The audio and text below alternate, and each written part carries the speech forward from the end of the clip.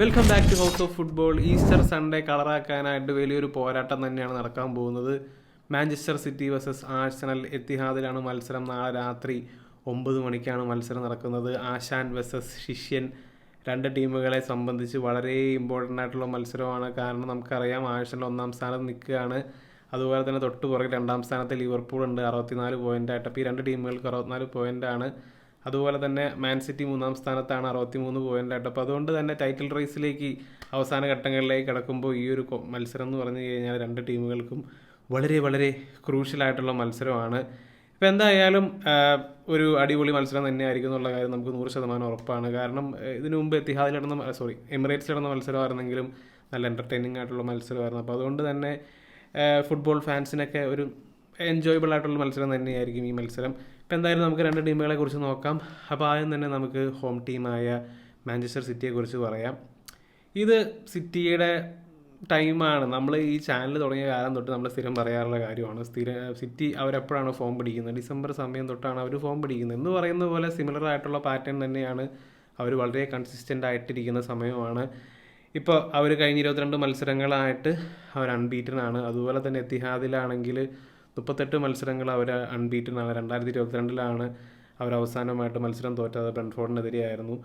അതുപോലെ തന്നെ against Arsenal അവർ 9 വർഷങ്ങളായിട്ട് 2015 ആഴ്സണൽ അവസാനമായിട്ട് അവിടെ ജയിച്ചതെന്ന് പറയാം. അപ്പോൾ 9 വർഷങ്ങളായിട്ട് മാൻ സിറ്റിക്ക് തന്നെയാണ് മുൻകൈ. അപ്പോൾ അതുകൊണ്ട് തന്നെ ആഴ്സണലിനെ സംബന്ധിച്ച് ഈ മത്സരം എന്ന് പറഞ്ഞു കഴിഞ്ഞാൽ അത്ര എളുപ്പമുള്ള മത്സരമല്ല. അപ്പോൾ ആ ഒരു മെൻ്റൽ ബ്ലോക്ക് മാറ്റിയെടുക്കുക എന്നുള്ളതാണ് ഒരു ടൈറ്റിൽ അടിക്കാൻ പോകുന്ന ടീം ചെയ്യേണ്ട ഏറ്റവും വലിയ കാര്യം. ഇപ്പോൾ കഴിഞ്ഞ വർഷമാണെങ്കിലും ആഴ്സണൽ 1-ാം സ്ഥാനം നിൽക്കുന്ന സമയത്താണ് അവർ എത്തിഹാദിൽ ചെന്നത്.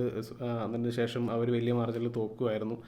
അപ്പോൾ അങ്ങനത്തെ ഉള്ള പ്രശ്നങ്ങൾ മാറ്റിയെടുക്കുക, അതാണ് എങ്കിൽ മാത്രമേ ആഴ്സണലിന് ടൈറ്റിൽ അടിക്കാൻ സാധിക്കുകയുള്ളൂ. അതല്ല ഇനി ഇവിടെ പോയി പോയിന്റ് ഡ്രോപ്പ് ചെയ്യുകയോ അല്ലെങ്കിൽ തോക്കുകയൊക്കെ ചെയ്യുകയാണെങ്കിൽ അത് ആഴ്സണലിന് ഒരു കനത്ത തിരിച്ചടി തന്നെയായിരിക്കും എന്ന് പറയാം. ഇപ്പോൾ കഴിഞ്ഞ ദിവസമാണെങ്കിലും സ്കൈ സ്പോർട്സിൻ്റെ ഒരു ഗ്രാഫിക്സ് കണ്ടിരുന്നു. അപ്പോൾ അതിനകത്ത് പറയുന്ന കാര്യം എന്ന് വെച്ച് കഴിഞ്ഞാൽ 47% ചാൻസും മാൻ സിറ്റി ടൈറ്റിൽ അടിക്കാനാണെന്നാണ്. അതുപോലെ ലിവർപൂൾ 35%, അതുപോലെ ആഴ്സണൽ 18%. ഇപ്പോൾ 1-ാം സ്ഥാനത്ത് നിൽക്കുന്ന ആഴ്സണലിന് 18% ചാൻസേ കൊടുക്കുന്നുള്ളൂ എന്നുള്ളതാണ്. ഇതിപ്പോൾ ഞാൻ പറയുകയാണെങ്കിൽ ആഴ്സണൽ ഫാൻസ് പറയും ഞാൻ ആഴ്സണൽ ഹെയ്റ്ററാണ്, അതുകൊണ്ടാണ് നീ ഇങ്ങനെ പറയുന്നതെന്ന് പറയും. പക്ഷേ പ്രീമിയർ ലീഗ് ബ്രോഡ്കാസ്റ്റ് ചെയ്യുന്ന ആൾക്കാർ അവർ അനാലിസ്റ്റുകളെയും അതുപോലെ തന്നെ കമ്പ്യൂട്ടറൊക്കെ വെച്ച് കണ്ടുപിടിച്ചിട്ട് അവർ പറയുന്ന കാര്യം എന്ന് പറയുന്നത് 47% മാൻ സിറ്റിയാണ്. അപ്പോൾ ശരിക്കും ആഴ്സണൽ എന്ന് വെച്ച് കഴിഞ്ഞാൽ ആ ഒരു ഡൗട്ടേഴ്സ് എന്ന് പറഞ്ഞ സ്റ്റേജിലാണ്. ഒരു ഡൗട്ടേഴ്സ് ടു ബിലീവേഴ്സ് എന്ന് പറയുന്ന ആ ഒരു ഏരിയയിലേക്ക് എത്തിയിട്ടില്ല. അപ്പോൾ അതിനൊക്കെ സാധിക്കുന്ന ഒരു മത്സരം. ഡൗട്ട് ചെയ്യുന്ന ആൾക്കാരെ കൊണ്ട് പോലും ഇവർക്ക് സാധിക്കും, ഇവർ ടൈറ്റിൽ അടിക്കും എന്ന് പറയിപ്പിക്കാൻ സാധിക്കുക എന്നുള്ളത് തന്നെയാണ് ഇതിനകത്ത് ഏറ്റവും ഇമ്പോർട്ടൻ്റ് ആയിട്ടുള്ളൊരു കാര്യം എന്ന് പറയുന്നത്. ഇനിയിപ്പോൾ എന്തായാലും ആഴ്സണലിനെ കുറിച്ച് നോക്കാം. ആഴ്സണലാണെങ്കിൽ ഈ വർഷം തുടങ്ങിയതിന് ശേഷം തീപ്പൊരി ഫോമിലാണ്. അവർ പ്രീമിയർ ലീഗിൽ അടിച്ച് തകർത്തുകൊണ്ടിരിക്കുകയാണ്. 8 മത്സരങ്ങളിൽ 8 വിന്നാണ് അവർ കിട്ടിയിട്ടുള്ളത്. അതുപോലെ തന്നെ ഇഷ്ടം പോലെ ഗോളും അടിച്ചു കൂട്ടിയിട്ടുണ്ട്. അപ്പോൾ ഈ മത്സരം വിജയിച്ച് 9 മത്സരങ്ങൾ അടുപ്പിച്ച് ജയിക്കുകയാണെങ്കിൽ ആഴ്സണലിൻ്റെ മുൻ title winning premier league title winning ടീമുകൾ മാത്രമേ അങ്ങനെ 9 മത്സരങ്ങൾ അടുപ്പിച്ച് വിജയിച്ചിട്ടുള്ളൂ.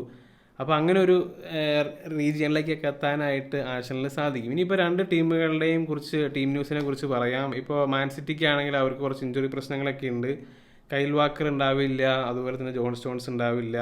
വളരെ ഇമ്പോർട്ടൻ്റ് ആയിട്ടുള്ള 2 പ്ലേയേഴ്സാണ് ഇല്ലാതെ. അതുപോലെ തന്നെ എഡേഴ്സൻ്റെ കാര്യത്തിൽ ഡൗട്ടാണ്, പക്ഷേ അദ്ദേഹം തിരിച്ചു വരും എന്നുള്ള തരത്തിലാണ് കൂടുതലും പറയുന്നത്.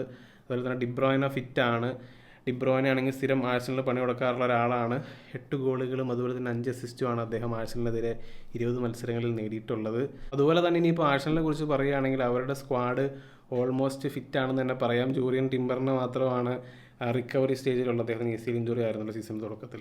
അപ്പോൾ ബാക്കിയുള്ള എല്ലാവരും തന്നെ ഫിറ്റാണ്. മഗ്ലഹൈസും സാക്കയും അതുപോലെ തന്നെ മാർട്ടിനേലിയാക്കി മത്സരത്തിലേക്ക് ഉണ്ടാകുന്നുള്ള തരത്തിൽ തന്നെയാണ് പറയുന്നത്. അതുപോലെ തന്നെ തോമിയാസും തോമസ് പാർട്ടിയൊക്കെ ആണെങ്കിലും ഫിറ്റായിട്ടുണ്ട്. അപ്പോൾ സ്ക്വാഡിൻ്റെ സൈഡിലേക്ക് നോക്കിക്കഴിയുമ്പോൾ ആഴ്സണലിനാണ് അപ്പർ ഹാൻഡ് ഉള്ളത്. അവരുടെ കൂടുതൽ പ്ലേയേഴ്സിന് ഫിറ്റാണെന്ന് തന്നെ പറയാം. ഇനി പ്രഡിക്ഷനെ കുറിച്ച് പറയുകയാണെങ്കിൽ ഇതൊരു 50-50 മത്സരമായിട്ടാണ് എനിക്ക് ഫീൽ ചെയ്യുന്നത്. ഈ മത്സരം ഒരു ഡ്രോ ആവാനുള്ളൊരു ചാൻസ് ഉണ്ടെന്നുള്ള പോലെ എനിക്ക് തോന്നുന്നുണ്ട്. അപ്പോൾ എന്താണ് നിങ്ങൾക്ക് തോന്നുന്നത് എന്നുള്ള കാര്യം തീർച്ചയായും കമൻറ്റായിട്ട് മറ്റൊരു വീഡിയോയുമായി വീണ്ടും കാണാം.